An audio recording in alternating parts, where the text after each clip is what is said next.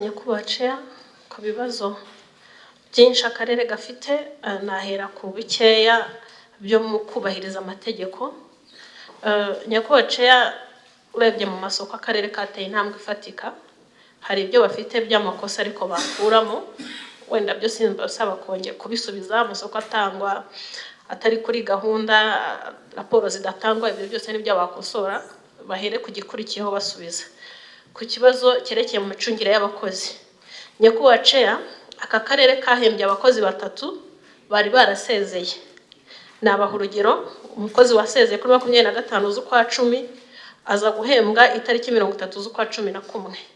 Hari n'undi wasezeye iyo tariki bahemberwa rimwe, ariko igisobanuro batanze bavuze ko ngo kubwa amahire bari bagiye mu kandi karere kandi smart HR itari kwemera ko bahembwa kabiri. Ariko ibyo ntabwo bikorewe ikibazo, kuko iyo baza kuba baragiye muri privé biba byaragenze bite. Ndagira ngo badusobanurire. Ikibazo cya kabiri, amategeko ajyanye n'imisoro, harimo ibibazo byinshi: VAT, PAC, withholding tax, mudakata nyamutinda. Ariko ikibazo gihangayikishije mbona mutaranumvikanyeho n'abagenzuzi nshaka kubabaza, ni amafaranga angana na miliyoni 200 mwahaye Musanze FC, aho mutayigira inama se cyangwa mukurikirane ibe yatanga umusoro wa PAC ungana na miliyoni 10. Nyakubahwa impamvu iki cyane impungenge ni gusesengura, bisobanuye bavuga ko ntaho bahuriye na Musanze FC, yigenga nabo bakigenga, bityo batabibazwa. Ariko nareba izi miliyoni 200 zikaba zaravuye mu isanduku ya leta zijya kuri Musanze, gasanga nk'uko abagenzuzi babivuze harimo inshingano ikomeye yo kuba baragiriye inama y'ikipe ikishyura umusoro. Nyakubahwa ikibazo cya nyuma mu kubahiriza amategeko ni iki kibazo cyerekeranye no gutinda gutanga ingurane ikwiye ku baturage, aho batinze mu buryo bukomeye cyane. Usanga hari nk'umuturage wamaze iminsi 317 adahawe amafaranga ye, ndetse hari n'ibibazo bya fomu zitagira amatariki, ukaba wakwibaza igihe umuntu yahera bara ntukimenye, ku buryo no kubara iminsi yo gutinda nabyo bigoye. Nyakubahwa amafaranga atarahawe abaturage agera kuri miliyoni 536,961. Murakoze. Mwasubiza nk'uko babigaragaje ndetse nk'uko byagaragajwe n'umugenzuzi w'imari ya leta. Hagaragaye abarimu batatu bahembwe kandi batakiri mu karere ka Musanze. Muri bo 2 bagiye mu karere ka Burera ku itariki 25 nk'uko honorable yarabivuze z'ukwa 10, ariko tuza kubahemba ukwezi kwa 11.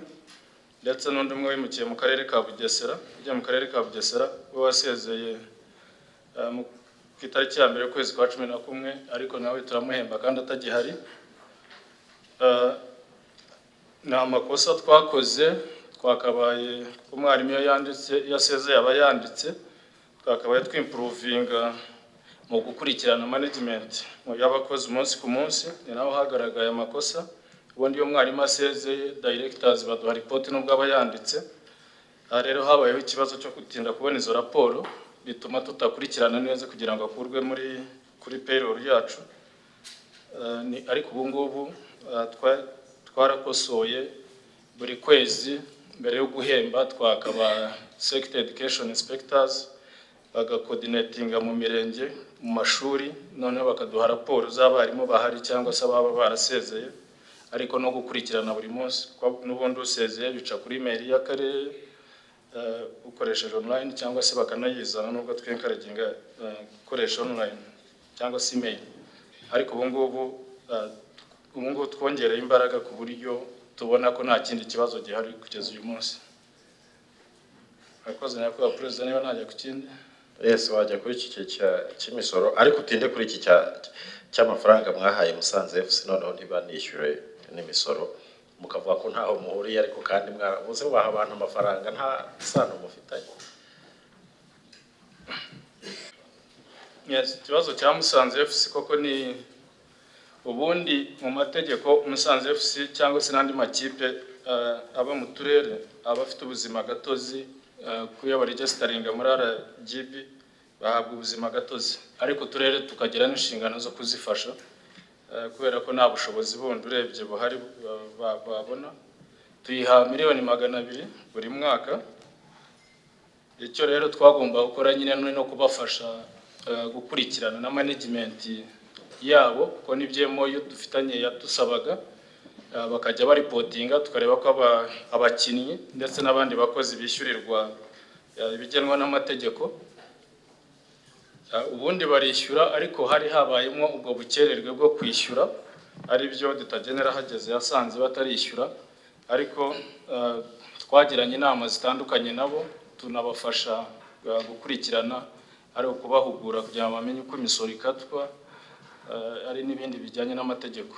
Twizera ko rero Musanze FC nayo ubu ngubu twimprovize mu mikoranire yacu cyane cyane ariko kubafasha mu kubakira ubushobozi bari abakozi babishinzwe. Ariko no kubafaranga muri management comment yanyu kumwe ari mwitandukanyije nabo, ubwo mwaje kubona ko mugifitanye isano ari uko mugenzuzi mukuru w'imari ya leta haje, ngira ngo ni nacyo honorable yabazaga, bituma hazaho ni auditors comment.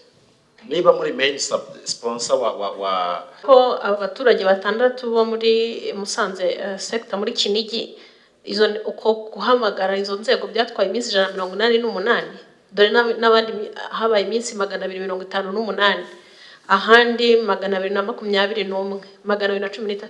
Mu by'ukuri gufatanya n'izindi nzego kugira ngo munabarane byibuza yo mubaha nibyo byatwaye iyo minsi hafi 200 indi 300. Nyakubahwa uko byagenda kose ni umuturage uri kuharenganira kuko iminsi turayifite, abaturage turabafite. Wareba kuri appendix ya 10, ariko wenda tutabitinzemo ntabwo watubwira ko iyo collaboration n'inzego ibikwiye gufasha umuturage, ntabwo bikwiye kujya mu minsi 300. Atari umuturage umwe, reba byibuza abaturage 12 hano bo bamaze iminsi myinshi cyane, 8 bo muri Muhoza bamaze 114. Nyakubahwa harimo ikibazo cyo kutabiha ubwihutirwe buteganywa n'itegeko. Murakoze. Ubundi expropriation nari mvuze gusa wenda kuri specific case ya IDP Kinigi, ariko n'ubundi hari izindi cases nk'uko honorable bigaragaje zagiye zitinda. Uretse iyo specific case, izindi hari ziterwa n'ibintu bitandukanye, wenda usanga abantu mu byangombwa batarabona ibyangombwa by'ubutaka batabifite.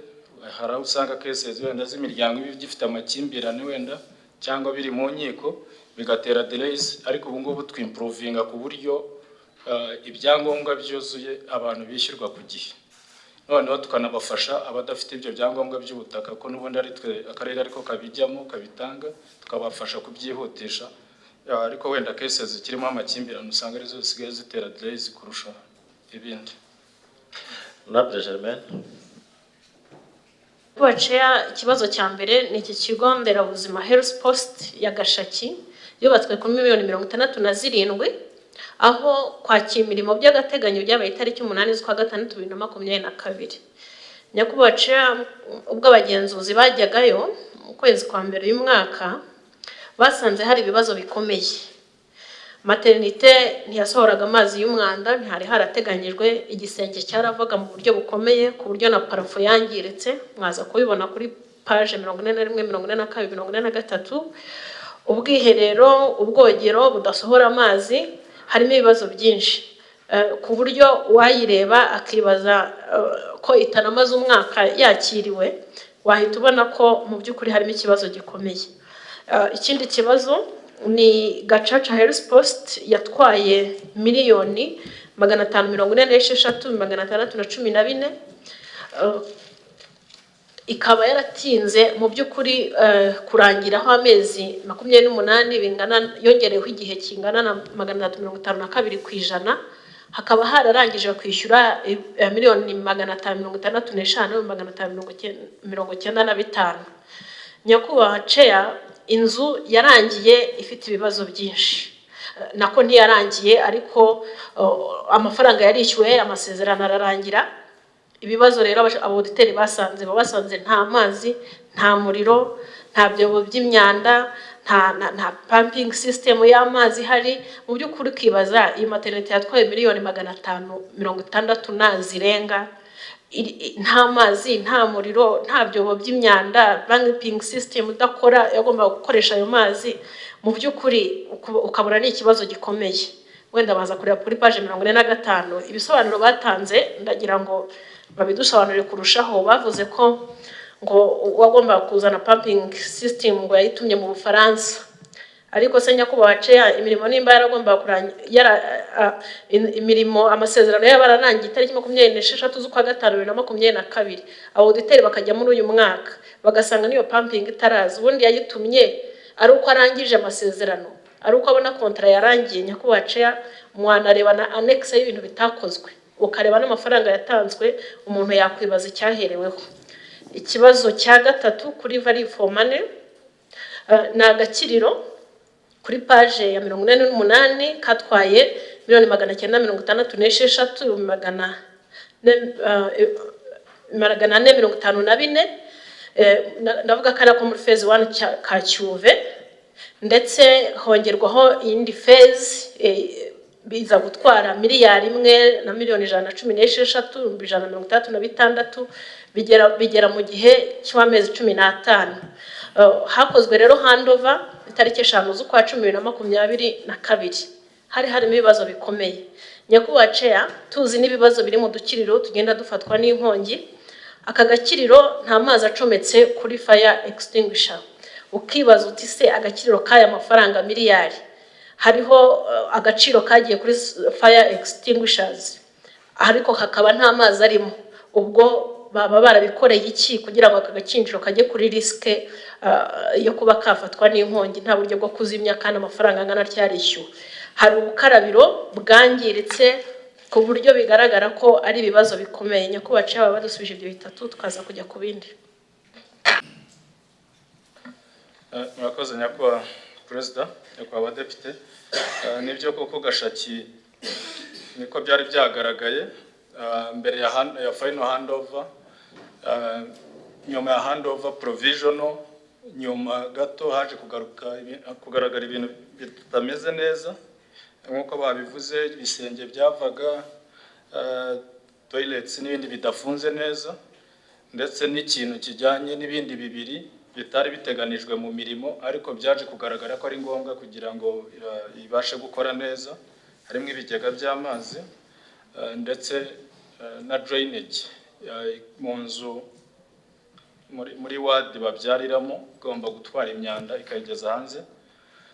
Izi defects rero zarakosowe zose mbere ya handover, ya final handover zarakosowe, ndetse n'iyi mirimo itari yagaragaye muri initial contract yarakozwe, harimo gukora ya canalization iva hariya muri iriya sare babyariramo ababyeyi babyariramo, noneho imyanda ikaba yagenda ikagera mu byobo hanze, ndetse n'ibigega by'amazi ngo byashyizweho, ariko no gukosora biriya byose byari byagaragaye birimo kuva byarakozwe n'izo sanitary sets byose byaratunganyijwe ubu ngubu kuri Gashaki iriya maternity ward. So ni byiza, ariko kuba provision handover yarabaye itariki mu kwa 6 umugenzuzi umwaka ushize akajyayo uyu mwaka, mu by'ukuri haravaga n'iriya parafo murabibona uko yagenze. Ntekereza ko ari uko nyine mutasuzumye neza mbere yo kwakira. Ubundi se maternité yubakwa idafite uburyo bwo gusohora umwanda ibaho? Byari byatekerejwe bite? N'ubwa mbere muri Musanze hari hubatswe maternité ku buryo utateganya ahajya umwanda uva muri maternité. Murahazi ibyo byobo nta byari birimo, system yo gusohora amazi muri maternité mabi nta yari irimo, kandi mwarangije kwishyura igisenge kirava urabibona, ubwogero budasohora amazi ngira ngo umwana bibona ku ifoto, ku buryo dushe yari ihari kugira ngo amazi ave muri dushe byari gusaba kuyayora. Nyakubahwa ceya nagira ngo atubwire ubundi byari byizwe bite, iyi mirimo yakiriwe ite? Kutubwira ko byakosowe wenda tuzabibona, ariko kuki byarinze bigeraho umuntu yishyurwa imirimo ikakirwa by'agateganyo ibi bintu bimeze gutya? Ngira ngo hano uretse kuvuga ko nta makosa yakozwe mu nyigo, natwe nk'abakozi b'akarere dukora amakosa yo kuyakira ituzuye, naho ubundi nta bindi bisobanuro byo kuvuga ko twakubaka inzu idafite aho isohorera imyanda, idafite iki, ndetse n'ikigega. Ubundi umuntu wese yakumva ko ikigega ari ikintu akwiye kuba yibuka mu gufata amazi. So inyigo yarakozwe, tuyitangira isoko gutyo tutagiye muri details z'ibigomba kujyamo, ariko nabyo ni isomo ku bindi bikurikiraho. uko tujyana twubaka noneho tugenda twiga ibyo tugomba kujya ku cya Gacaca. Murakoze. Gacaca Health Center imaze ko kwigiye kinini yubakwa, yagize n'ibibazo bitandukanye. Twaranayisuye uhera aho twahereye tuyisura, ntekereza ko raporo muyifite aho twayisuriye n'ibibazo twahasize uko bingana. Yes. Murakoze. Ni ibibazo byagiye biba birebire, hajyamo za extension nazo zirarangira, hajyamo ndetse twageze naho hagati y'akarere na rwiyemezamirimo tuza no guhuzwa n'umuvunyi na ofisi y'umuvunyi mukuru na team kugira ngo tuganire ku bibazo bijyanye na contract management yayo, tugenda twumvikana, nyuma tugira umurongo mwiza wo kugira ngo tuyisoze. Ubu ngubu rwiyemezamirimo this week twatangiye ibintu byari bisigaye, wenda mere kuri pumping system bigaragaramo hano. Pumping system yo yaje gukorwa, ubu ngo irakoze, pompe zaraje, amazi aragera muri centre de santé. Izi defect zindi zazijyanye na retaining walls n'izindi nazo zarakosotse. Ubu imirimo isigaye yarangira mu minsi 2-3 nuko ni installation y'amatara aho atarari, ndetse n'umuhanda warakozwe na generator yo gucanira centre de santé. Ni imirimo rero isoza this week twarumvikanye, ndetse na meya waziye muri team nawe bagiranye inama kugira ngo tuyisoze ubu. Noneho dutangira n'indi process yo gushaka ibikoresho kugira ngo ibe ya functioninga bitarenze ukwezi kwa 10. Harimo gutangira gushaka abakozi, twatangiye recruitment y'abakozi nabo twandikiye na minisante abo dukeneye, ndetse n'ibikoresho bitanda n'ibindi byose, kugira ngo turebe nubwo tutarabona ibikoresho byayo byose ariko tube twatangira kuri service zimwe na zimwe. Ariko byo turimo turarwana nayo kugira ngo turebe ko isozanya n'ukwezi kwa 9 latest, none mu kwa 10 itangire cooperating dore kuri service nyeya bitewe n'ibikoresho ko tugenda tubibona. Murakoze nyakubahwa chair. Icyo tutarumva tunabaza ni impamvu hishyuwe miliyoni 565 kuri iki kigo kitagira amazi, kitagira umuriro, retaining wall uri kuzibona zenda kugwa, nta mapava arimo, mu by'ukuri ntigishobora gukoreshwa. Muri make ngira ngo nta kwa muganga hakora hatari amazi, hatari umuriro, ariko mukaba mwarishyuye miliyoni 565. Ikindi nyakubahwa chair nuko ibyo mwakoze byose amasezerano n'ubundi yasaga nkaho yarangiye umwaka ushize mu kwa 5 2022. Nukuvuga ko ni yagenda ni yatabikora n'ubundi amasezerano yari yararangiye. Ntabwo turumva ipfundo ryo kwishyura ibi byose. Izi miliyoni 500 umuntu adashobora kujyamo ngo yivuze, umuntu adashobora kujyamo ngo acane itara, nta namazi ashobora kujyamo. Ese ubundi ubu wenda turetse izindi nzego zagiyemo, nta penalties rwiyemezamirimo yize acibwa? Yes. Kadakora ikibazo cyako kimeze gite? Katwaye miliyoni 769,102, kakiriwe itariki 25 z'ukwa 2017. Nkizanye n'ubundi cyari kiri muri idle asset, ariko tubivugire rimwe n'iby'agaciro birangira. Aka gakiriro bizagenda bite? Imyaka 5 irashize tubibabaza, nta gisubizo gihari. Bizagenda bite? Yahita komerezaho n'iyi mihanda, umuhanda wasibye. Nyakubahwa umuhanda ufite ibice byabaye utuyira kandi waratangiwe amafaranga kugira ngo ukorwe. Ni umuhanda wa Kigasa, Bugese na Mwanganzara.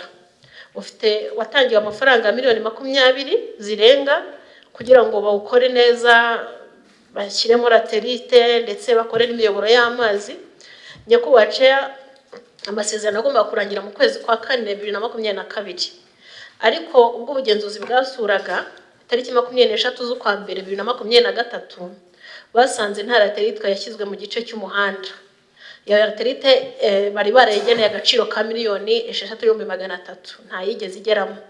Basanze hari ibice bitakozwe, ndetse basanze hari n'umuhanda, hari n'ibice byinshi byagiye biba nk'akayira ku mafoto ngira ngo biranagaragara cyangwa se n'abawusuye bareba kuri page 53. Ikindi kibazo ni ugukererwa muri iyi projet ya RUDP RUDP2 phase 3 nyakubaca miliyari 7 na miliyoni 191 zirenga zagiye kuri phase 3 zari zigamije gukora umuhanda mwiza wa kaburimbo. Amasezerano yagomba kurangira ku itariki 25 z'ukwa gatanu. Nyakubaca phase yindi kurikiyeho hari indi yitwa nako hari indi contract kuri iyi projet yari ifite miliyari 1 na miliyoni 226 yitwa standalone drainage, nayo basanze hamaze gukorwaho 68% iriya ya mbere ya miliyari 7 hari hamaze gukorwaho 31% kandi habura amezi angahe, habura amezi 3 kugira ngo projet zose zirangire.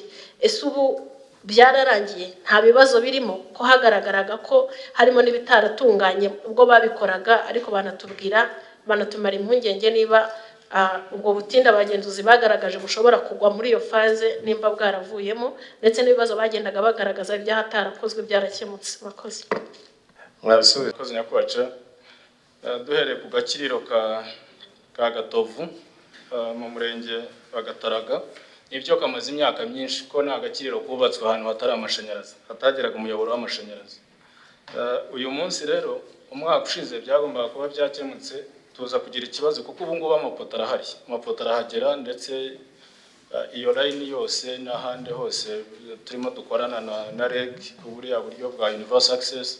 Ahubwo ikibazo haje kubura ibikoresho kuri side ya REG birimo insinga n'ibindi bituma none Agaciro katarabona umuriro. Ariko bijyanye n'amapoto n'izindi installation zireba twebwe nk'akarere zo z'imbere, ariko noneho kuka connectinga ni ikibazo cyaturutse kubera ko REG yabuze ibikoresho.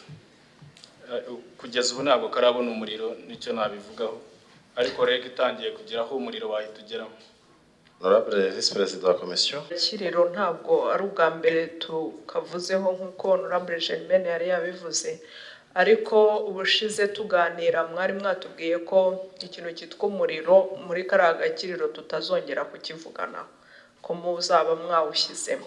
Ni commitment mwakoreye ahandibuka n'umuyobozi wayikoze, ariko ikigaragara nuko nyine ikibazo tukigifite. Ubu rero nagize amatsiko kuva muvuye aha mutubwira ko mwabitangiye, amapoto yaje ryari kugira ngo hazemo n'ubwo bukererwe bwa REG, kandi ntabwo mwakitugaragarizaga nk'ikibazo kibagoye, byagaragaraga ko ari ibintu mwikomitinze mugiye kongera gukora. Use mugira ngo tujye duhora turirimba indirimbo imwe ikibazo runaka kitava mu nzira, ntabwo ari byo rwose. Akoze Nyakubaca icyo biragoye kugira ngo tutunyure. Ubu se miliyoni 769 mu myaka 5 ziba zimaze kubaka amahealth post angahe? Ziri hariya nta kintu kiziye zikora, ziraryamye mu myaka 5. Twabonye ko health post imwe yanyu batwara miliyoni 67, mubare noneho haba hamaze kuvamo zingana. Nyakubaca ntabwo batubwira ngo REG yabuze amapoto cyangwa yabuze iki. Ubu se ko tufite coverage ya electricity mu mwaka, none se ahandi hakorwa n'iki? Ntabwo hakorwa na REG. Nyakubaca harimo ikibazo, niba ari gukorana kw'inzego sinkizi pe, ku buryo izi miliyoni zahinda zikaryama ahantu imyaka 5. N'uyu munsi turacyabara, ubwo uyu twawubaze ko wiyongereho ni 6. Nyakubaca wenda twakivaho, ariko igisobanuro sinzi ko kizigera kiboneka pe. Coordination n'inzego byo birumvikana, kuko igihe mwubakaga Agakiriro mwagomba gutekereza ko hazakenerwamo umuriro, mugakorana n'izindi nzego zishinzwe infrastructures z'amashanyarazi ku buryo muzarangiza byose bihura Agakiriro kagakora. Ariko ubwo dufite na REG nayo tuzayakira, ubwo ushobora gusanga mu byo bafite priority mutarigeze munabivugana, ugasanga wenda namwe mwaricecekeye. Urumva joint planning ikwiriye kuba ikintu kibanze mwakwitaho, kuko mwari muzi ko muzakenera umuriro byanga bikunda. DM nkurikije ikiganiro turi kugirana wagira ngo ntabwo turi gutura mu gihugu kimwe. Urumva no kugira ubu ntabwo turumva ntimuremera amakosa turayashyira kuri regi, turayashyira ku karere. Ni ukuvuga ni uguterana umupira, ariko fagite cyangwa icyo twumvaga cyari gikenewe nuko agakiriro karahari kagombye kujyamo umuriro abaturage bakagakoresha. Ubundi nicyo cyari gikenewe.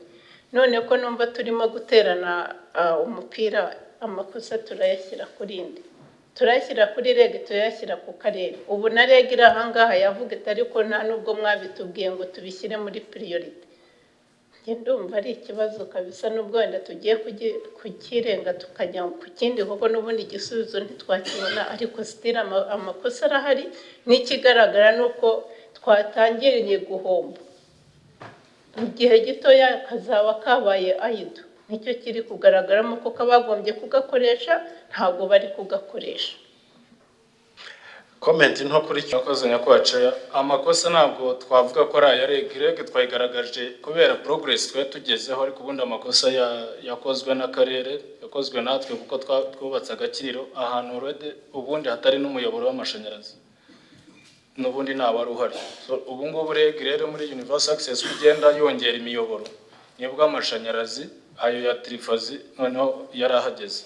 Muri uko kurangiza kugira ngo tugaconnecting niho haburiye, niho haziyemo ikibazo cy'ibikoresho, ariko inishare n'ubundi amakosa yari yarakozwe muri planning yo kubaka Agakiriro ahantu hatari umuriro. Komeza ku kindi. Ni imihanda twubatse muri VUP.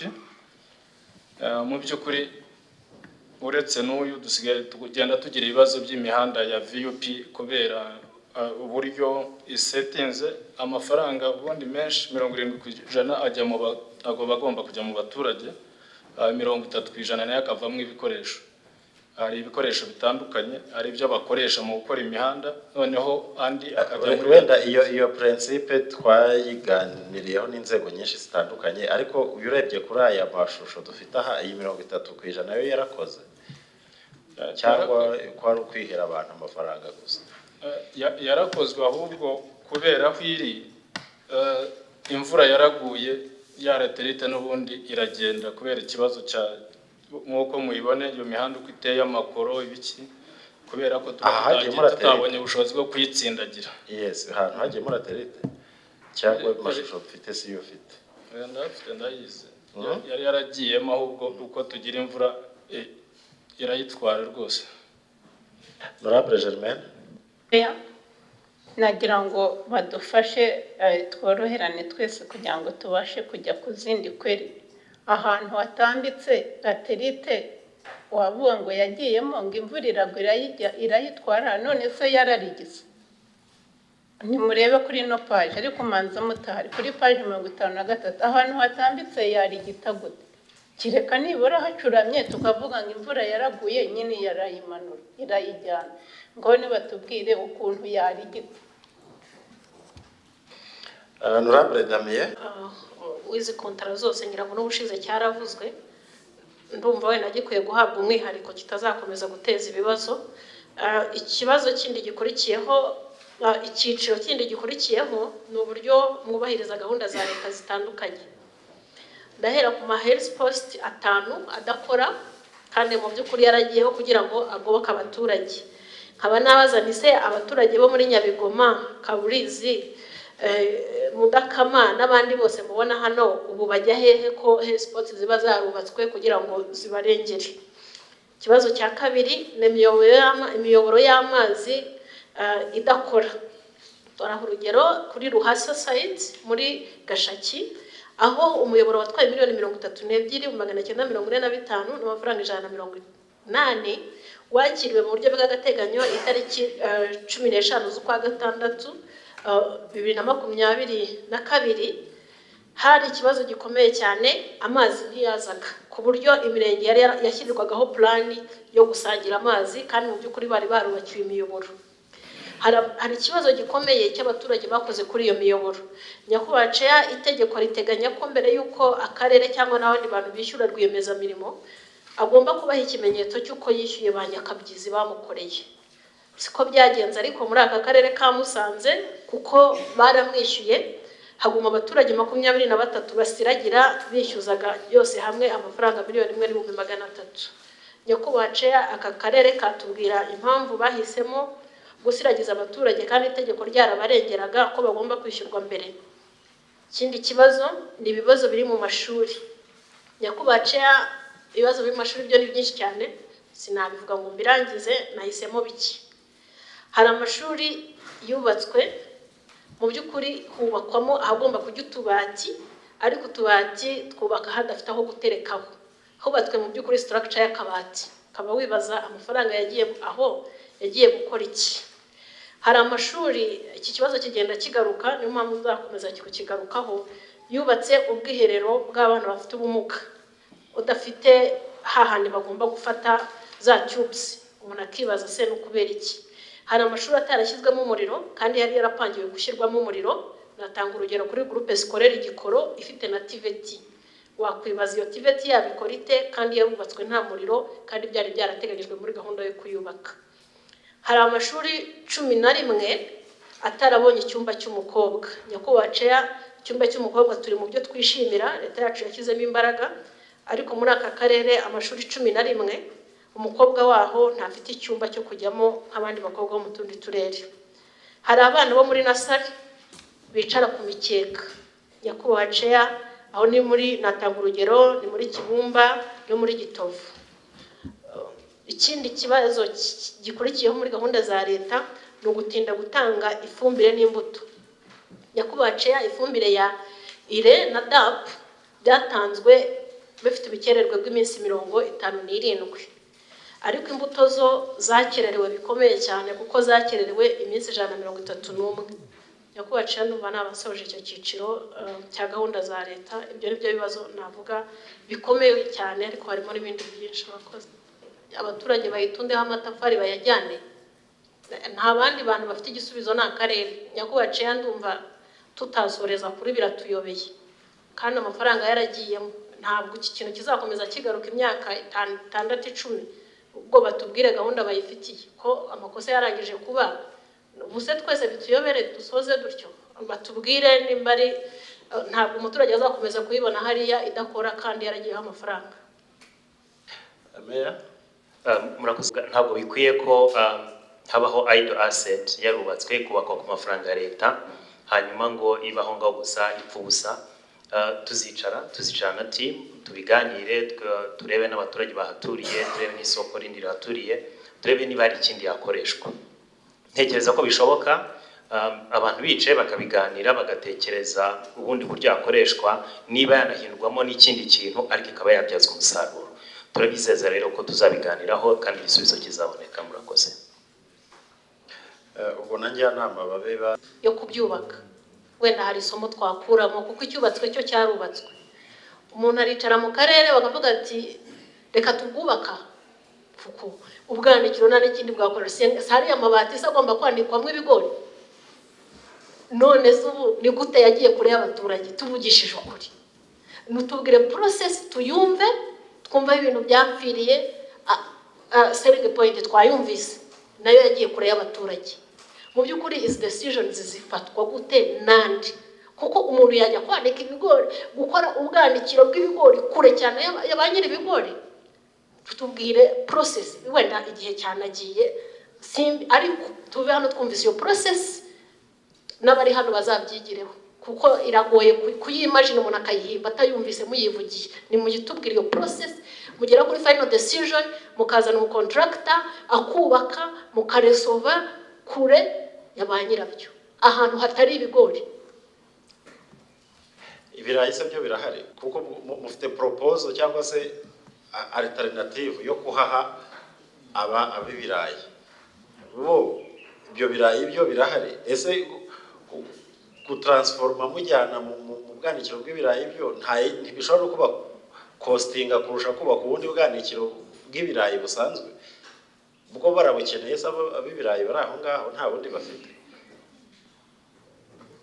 Nabone kurebye nabo ntabwo bikeneye ko ubundi design y'ibigori nabyo n'ibyaburwa byasaba transformation, ariko bo bakabyikorera. Ubwo nibyo twakumvikana ko bahitamo kubukora ibyo yakora, ariko kuri cya planning honorable yarabajije byo tujya kubaka ubwanikiro ni period ngira ngo yo muri 2021 mu gihugu hose habaye kubaka ubwanikiro bwinshi bw'ibigori. Icyo Minagiri yasabaga n'abantu mu karere kwa identifying site cyambere yegereye hari ibigori nyine cyane cyane hari ubutaka buhuje.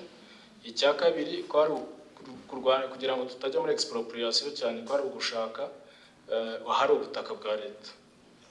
Iyo niyo amafaranga ari yatanzwe amasoko aratangwa kugira ngo ubakwe ahubwo aho niho harimo ikosa mu gushyira ikintu aho kitari hariwe n'abantu twashatse guhunga expropriation bituma tubijyana kure ariko process ubundi yari iyo byari ibintu biri simple byumvikana.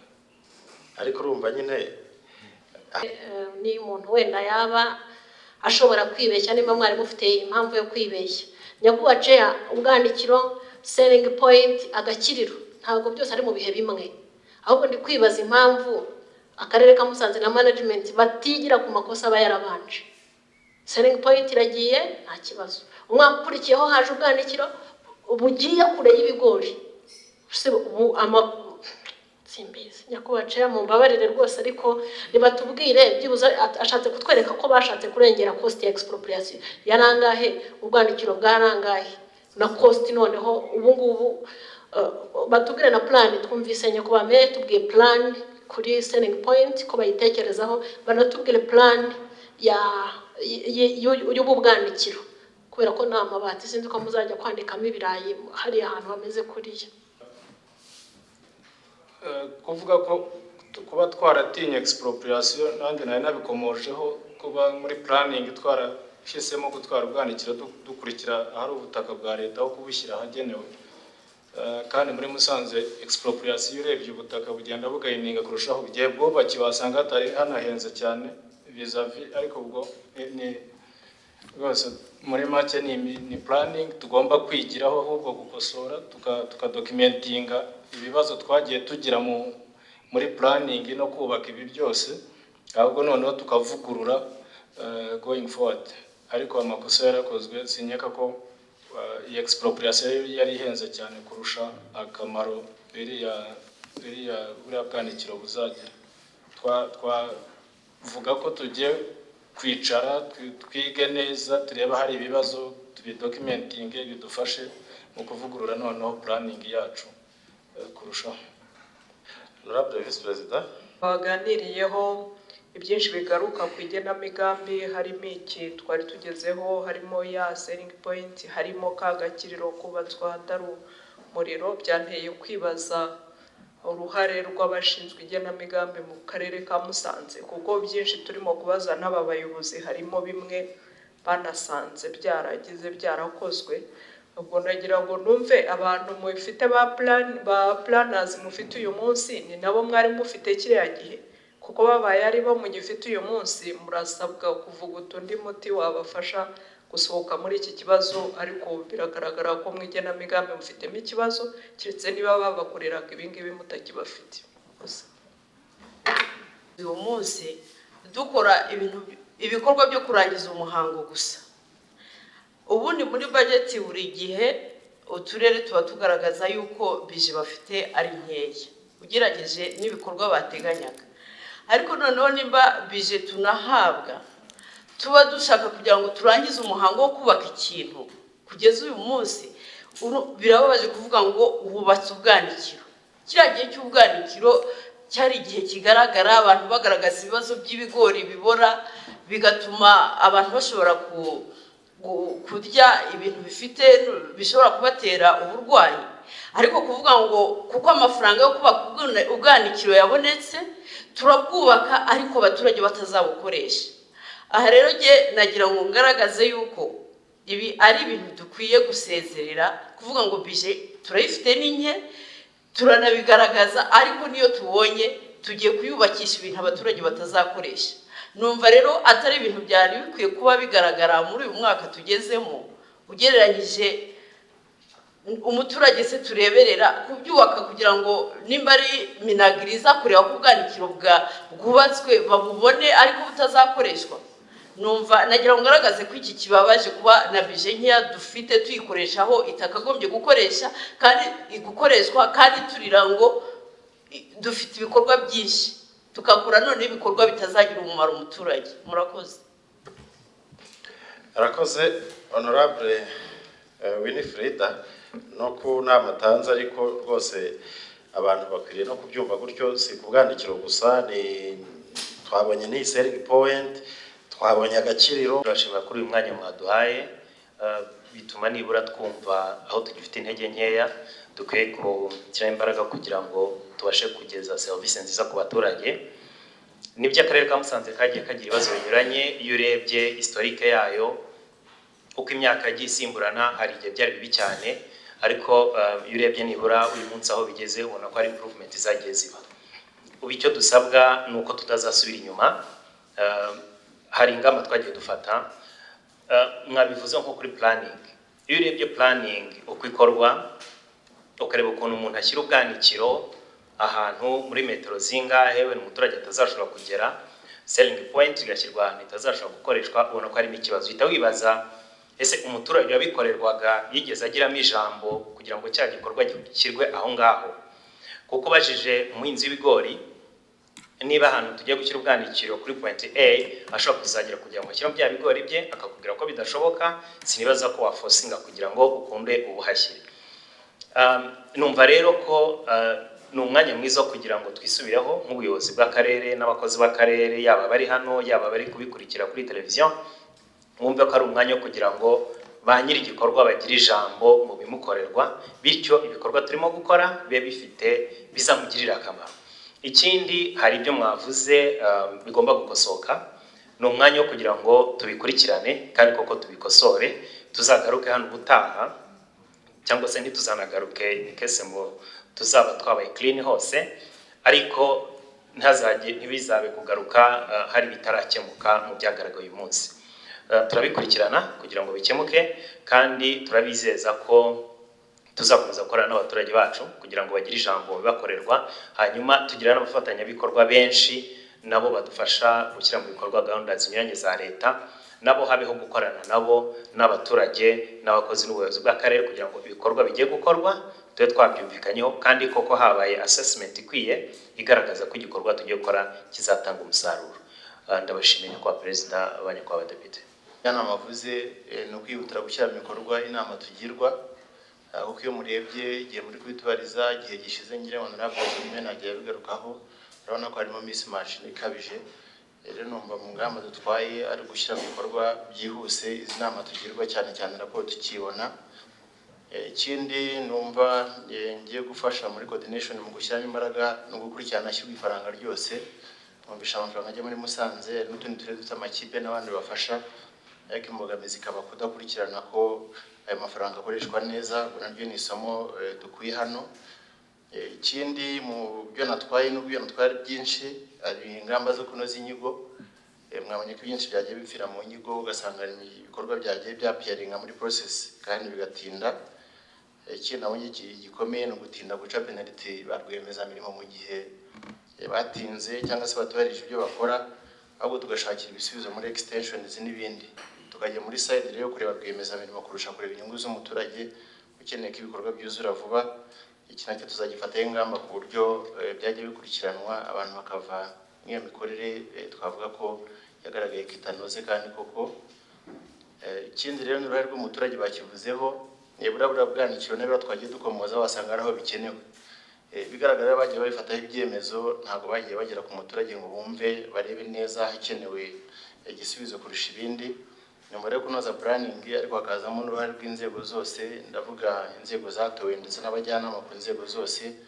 Ziriya infrastructure zagiye zikorwa ntizakabaye zijya ahantu mu by'ukuri ubona zitabyazwa umusaruro, kandi impamvu twaza kwivuga yuko ariko biri kure y'umuturage twe twabikoze. Icyo ngana ku musozi twumva twazarebaho nk'imbogamizi nanjye nanotinze, niko ibi bya rwiyemezamirimo batinda abantu baba subcontracted kuri contract za rwiyemezamirimo. Ubundi usanga kenshi iyo turi gukora verification tureba abantu ba nyakabyizi, ariko itegeko nta nubwo ryemera ko rwiyemezamirimo akora subcontracting atamenyesheje akarere urwego rwatanze isoko. Usanga rero abantu bakomeza kujya mu cyizere, rwiyemezamirimo yajya kugera ku minota ya nyuma babonye bamutakaje icyizere akaba rwamenyesha akarere. Numva rero dukwiye kubiraho na RPPA kugira ngo ikintu kinoke. Niba atanze subcontracting atamenyesheje urwego hagiye uburyo bwo kumuhana no kuba yakurikiranwa mu kuba yatabyubahirije. Ariko tujya tukibona cyane ko hari igihe rwose abantu baba subcontracted bizera nk'umuntu hawe isoko bagakorana bake ariko none ku minota ya nyuma akarere kakanotinga ko uwo muntu atishyuwe. Numva nacyo cyazarebwaho dufatanije kugira ngo nacyo gihabwe umurongo abantu bajya babasha gukurikiranwa bishyuwe abo bakoresheje cyangwa se babahaye imirimo. Ndasoza rero ku byo Honorable Germaine yavuze kwigira ku makosa aba yakozwe, twabonye menshi yanandi yenda azaboneka mu tundi turere tuzaza no duherekeje dukiye gukora database ku buryo amakosa nkagiye agaragara twashyira ingamba zo gukomera katazongera. Nyakubahwa Perezida wa Komisiyo, nyakubahwa Depite ndabashimiye.